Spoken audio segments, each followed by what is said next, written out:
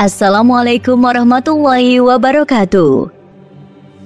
Keadaan malam pertama di alam kubur yang akan dilalui setiap manusia.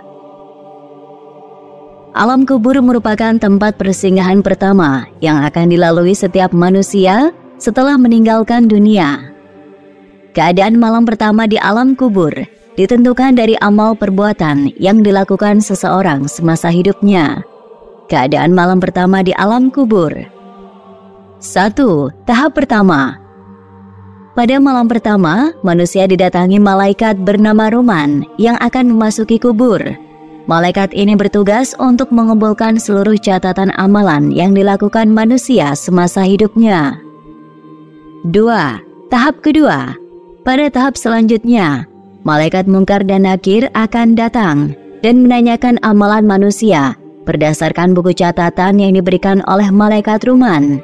Kedua malaikat itu akan berdiri di sebelah kanan dan kiri manusia untuk mengajukan berbagai pertanyaan. Jika pertanyaan dijawab dengan baik, Mungkar dan Nakir akan menceritakan mengenai alam surga dengan penuh keramahan. Jika tidak dapat menjawab, manusia tersebut akan mendapat siksa kubur yang penuh dengan api. Setiap pertanyaan pada malam pertama di alam kubur akan menjadi penentu nasib manusia di alam akhirat yang kekal. Hal ini juga telah dijelaskan secara rinci oleh Rasulullah SAW dalam hadis berikut. Kuburan adalah persinggahan pertama dari persinggahan-persinggahan akhirat. Bila seseorang selamat dari keburukannya, maka setelahnya lebih mudah darinya. Bila seseorang tidak selamat dari keburukannya, maka setelahnya lebih berat darinya. Rasulullah SAW juga bersabda, "Aku tidak melihat suatu pemandangan pun yang lebih menakutkan daripada kubur." Hadis riwayat At-Tirmidzi dan Ibnu Majah, dihasankan oleh Syekh Al-Albani. Adapun golongan manusia di alam kubur, dalam buku Alam Kubur Itu Benar Adanya, Yulian Purnama menuliskan bahwa manusia di alam kubur terbagi menjadi 5 golongan berdasarkan amal perbuatannya. Berikut adalah kelima golongan yang dimaksud. 1. Golongan pertama.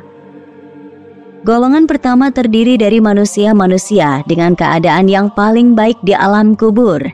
Mereka adalah para nabi dan rasul, sebagaimana tercantum dalam hadis berikut. Sesungguhnya Allah mengharamkan bumi untuk memakan jasad pada nabi. Hadis riwayat Al-Hakim 5/776, disahihkan Al-Albani dalam Sahih Al-Jami nomor 2212. 2. Golongan kedua. Golongan kedua terdiri dari para syuhada, yaitu orang-orang yang wafat dalam keadaan jihad di jalan Allah. Mereka akan mendapat nikmat kubur serta diselamatkan dari fitnah dan azab kubur. 3. Golongan ketiga. Golongan ketiga terdiri dari orang-orang yang mendapatkan nikmat kubur setelah melalui fitnah kubur. Mereka akan mendapat berbagai kenikmatan surga, ditemani oleh amalan-amalan salehnya selama hidup di dunia. 4. Golongan keempat. Golongan keempat terdiri dari orang-orang yang mendapat siksa kubur setelah melalui fitnah kubur. Mereka tidak akan disiksa selamanya, sebab meskipun melakukan dosa, mereka masih memiliki iman di dalam hatinya. 5. Golongan kelima.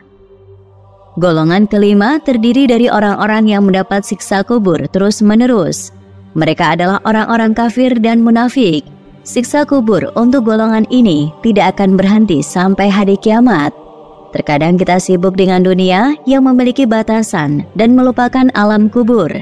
Padahal alam kubur semuanya terasa gelap, mencekam, dan sunyi. Tapi penggambarannya juga masih belum begitu jelas, karena seolah-olah semua hampa dan asing. Setelah menempuh kehidupan panjang sebagai manusia, kini jasadnya siap menyatu dengan bumi. Sepasang malaikat itu adalah Mungkar dan Nakir, yang memang mengemban tugas sebagai interrogator di alam kubur. Tepat ketika mereka datang, roh akan kembali ke jasad untuk menjawab daftar pertanyaan mereka. Kedua malaikat itu akan mendudukan sosok mayat dan mulai melontarkan pertanyaan. Pertanyaan pertama adalah mengenai Tuhan. Jasad akan ditanyai, siapa Tuhannya?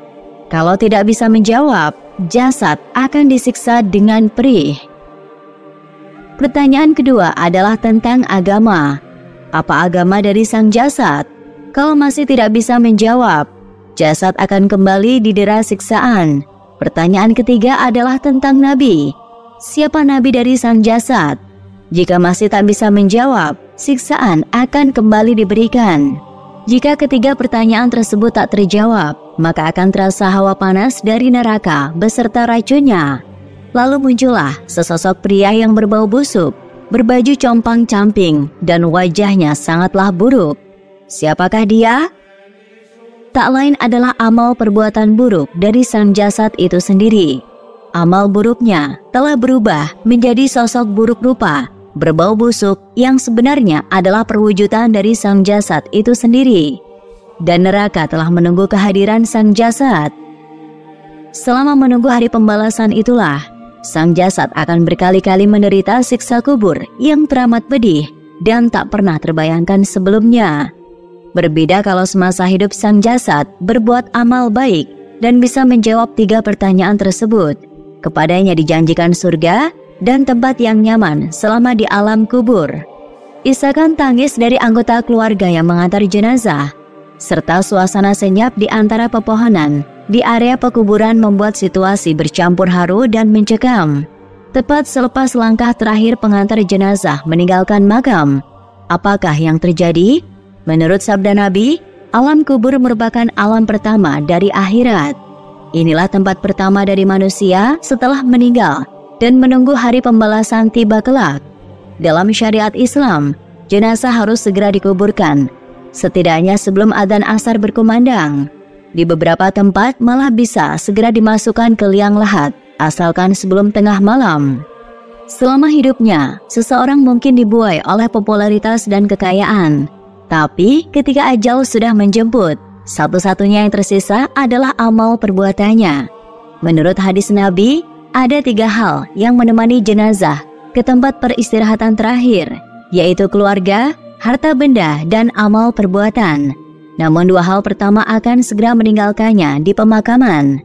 Selanjutnya adalah persiapan menyambut sepasang malaikat yang akan hadir ke kubur dan menanyakan beberapa hal. Itulah siksa pertama dalam alam kubur. Wallahu a'lam. Wassalamualaikum warahmatullahi wabarakatuh.